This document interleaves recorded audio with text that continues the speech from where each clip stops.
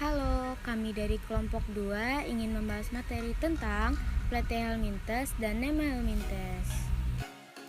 Platyhelminthes. Platyhelminthes berasal dari bahasa Yunani dari kata platy yaitu pipi dan helminthes yaitu cacing. Oleh sebab itu, Platyhelminthes sering disebut cacing pipih.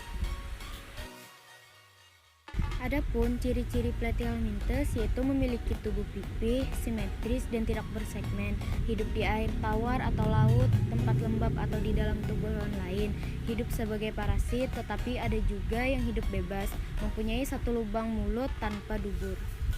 Klasifikasi Platyhelminthes. 1. Tubellaria. Bentuk tubuh pipih dan memiliki silia, biasanya hidup di air tawar yang jernih, air laut atau tempat lembab dan jarang yang bersifat parasit. Contoh, planaria dan bipalium.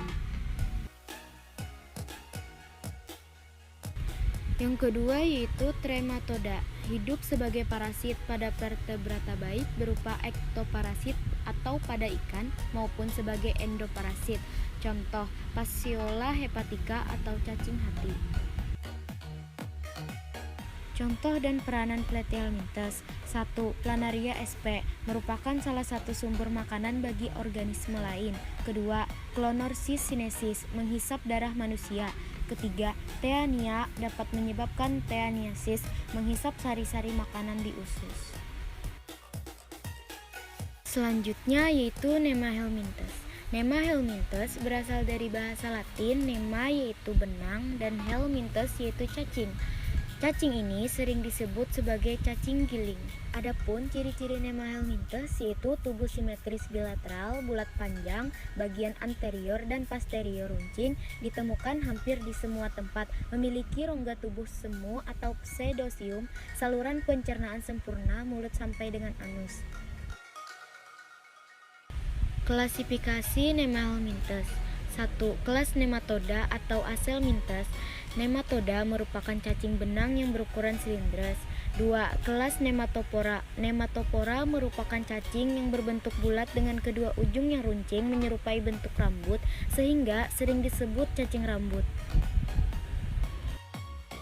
Reproduksi Nemahelminthes. Nemahelminthes umumnya bereproduksi secara seksual karena sistem reproduksinya bersifat gonokoris, yaitu alat kelamin jantan dan betinanya terpisah pada individu yang berbeda.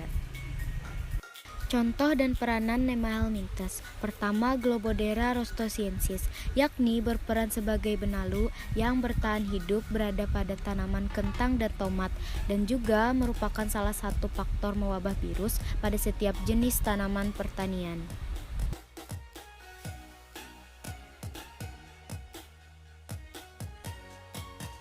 Yang kedua, Ascaris lumbricoides merupakan salah satu benalu yang dapat bertahan hidup di dalam tubuh manusia dan keberadaannya dapat menimbulkan berbagai jenis penyakit.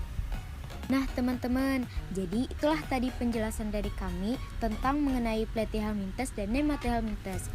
Sekian dari kami, terima kasih dan semoga bermanfaat.